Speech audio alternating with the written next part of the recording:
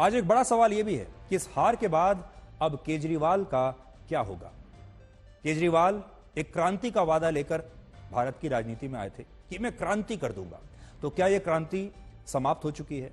यह क्रांति तो पहले ही समाप्त हो चुकी थी, लेकिन अब केजरीवाल का जो स्टार्टअप था, जो इस क्रांति को लाने वाला था, ऐसा लगता है कि वो भी समाप्ति की ओर है। वैसे तो राजनीति में कहते हैं कि कल क्या होगा कोई नहीं कह सकता। किसी भी पार्टी को रूल आउट करना आसान नहीं होता, क्योंकि लोग कम बैक जरूर करते हैं। लेकिन केजरीवाल का जो मामला है ये थोड़ा अलग है। केजरीवाल के पास अब कोई संवैधानिक पद नहीं रहेगा और ना ही वो वर्ष 2028 से पहले राज्यसभा के भी सांसद बन पाएंगे।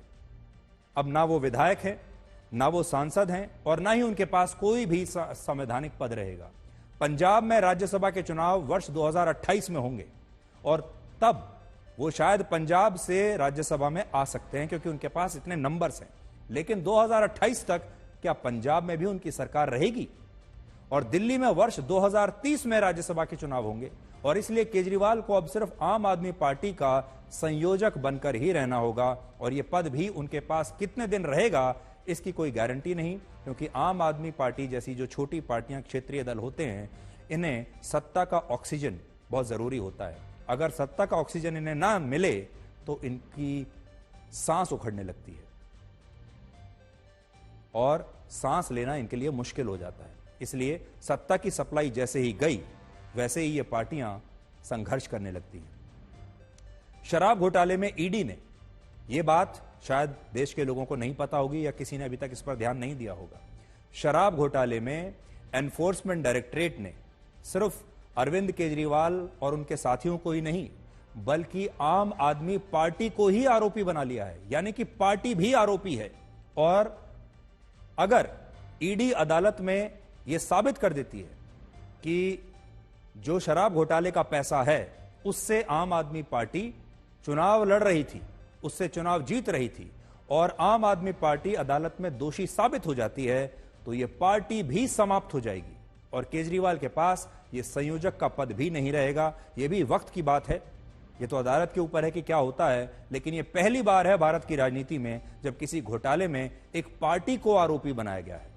ऐसी स्थिति में केजरीवाल अभी जिस सरकारी बंगले में रह रहे हैं वो भी उन्हें खाली करना पड़ सकता है। इन नतीजों से यह भी स्पष्ट हो गया कि अब केजरीवाल की उस शीश महल में वापसी कभी नहीं होगी जिस पर उन्होंने करोड़ों रुपया खर्च किया था। असल में यह शीश महल केजरीवाल के लिए बड़ा अशुभ रहा और वो इसमें कभी रह ही नहीं पाए। पहले उन्हें जेल जाना पड़ा और अब वो चुनाव हार गए। तो कोई कोई चीज ऐसी होती है, कोई गलती कई बार नेताओं से ऐसी हो जाती है कि वो गलती बहुत भारी पड़ती है। और केजरीवाल से ये बहुत बड़ी गलती हुई कि उन्होंने ये सोचा कि वो अपने लिए एक शानदार महल बनवाएंगे और उसमें वो रहेंगे। इससे उनका जो वोटर था वो भी बड़ा नाराज हुआ। आज एक बड़ा सवाल यह भी है कि बीजेपी जिस नेता को दिल्ली का मुख्यमंत्री बनाएगी, क्या वो मुख्यमंत्री इसी शीश महल में जाकर रहेगा? और इस शीश महल का अब आखिर होगा क्या? इसमें कौन रहने वाला है और क्या इसकी भी अब अलग से कोई जांच कराई जाएगी? पिछले साल केजरीवाल ने यह कहते हुए मुख्यमंत्री का पद छोड़ दिया था कि अब वो दोबारा मुख्यमंत्री तभी बनेंगे जब दिल्ली की जनता चुनाव में उन्हें वोट देकर शराब घोटाले के आरोपों से मुक्त कर देगी। और अगर जनता उन्हें जेल में देखना चाहती है तो वो बीजेपी को वोट दे सकती है। और अगर जनता ने उन्हें वोट दिया तो इसका मतलब यह है कि जनता उन्हें ईमानदार मानती है, उन्हें बेकसूर मानती है। और तब उन्होंने खुद जनता को यह चुनौती दी थी कि आप मुझे बेकसूर मानते हैं तो मुझे वोट दीजिए, और अगर आप चाहते हैं कि मैं जेल चला जाऊं तो बीजेपी को वोट दीजिए। और देखिए, दिल्ली की जनता ने बीजेपी को वोट दे दिया और केजरीवाल को यह बता दिया कि वो केजरीवाल को दोषी मानती है। 2 दिन के बाद, आज से 2 दिन के बाद मैं सीएम की कुर्सी से इस्तीफा देने जा रहा हूं।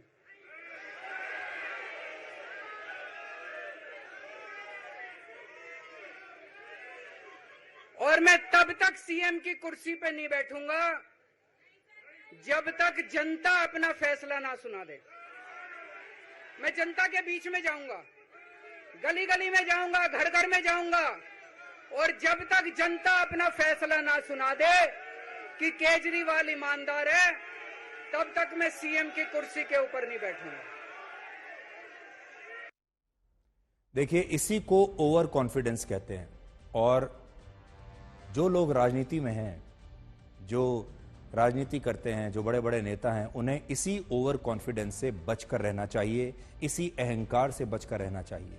और कितना अहंकार था केजरीवाल को कि वो ये कह रहे हैं कि जैसे कि उन्हें पूरा यकीन ही था कि दिल्ली की जनता उन्हें बेकसूर मानती है और दिल्ली की जनता अगली बार भी उन्हें मुख्यमंत्री बनाएगी। आम आदमी पार्टी ने दिल्ली की 70 सीटों पर चुनाव लड़ा था, जिसमें से उसके 48 यानी 69% उम्मीदवार चुनाव हार गए और इनमें कई बड़े बड़े नेताओं के नाम भी हैं। देखिए, जब जनता किसी पार्टी को रिजेक्ट करती है, किसी बड़े नेता को रिजेक्ट करती है, तो फिर वो उस पार्टी के बड़े बड़े नेताओं को लाइन से हराना शुरू कर देती है। नई दिल्ली सीट से खुद अरविंद केजरीवाल 4000 वोटों से हार गए। जंगपुरा सीट से दिल्ली के पूर्व उप मुख्यमंत्री मनीष सिसोदिया 675 वोटों से हार गए। ग्रेटर कैलाश से एक और मंत्री सौरभ भारद्वाज 3000 से ज्यादा वोटों से हार गए। मालवीय नगर से सोमनाथ भारती 2100 वोटों से हार गए और शकूर बस्ती से सत्येंद्र जैन, जो कि घोटाले के आरोप में जेल में रहकर आए हैं, वो भी 21000 वोट से हार गए। इनमें केजरीवाल, मनीष सिसोदिया और सत्येंद्र जैन कुछ समय पहले तक जेल में थे और बाद में जमानत पर बाहर आकर उन्होंने ये चुनाव लड़ा था। और देखिए, तीनों को ही दिल्ली की जनता ने अपना फैसला सुना दिया और तीनों को यह बता दिया कि आप चाहे कुछ भी कहें अपने भाषणों में, दिल्ली की जनता उन्हें दोषी मानती है। दिल्ली की जनता घोटालों के जो आरोप लगे हैं उन्हें सही मानती है और इसीलिए दिल्ली की जनता ने तीनों को बाहर का रास्ता दिखा दिया। इससे आपको यह पता चलता है कि जनता बहुत बुद्धिमान होती है। जनता सब देखती है, जनता को सब पता होता है और दिल्ली की जनता ने यह बता दिया कि कब उनका ये ब्रेक पॉइंट आ गया, जिसके बाद उन्होंने ये तय किया कि अब वो और बर्दाश्त नहीं करेंगे।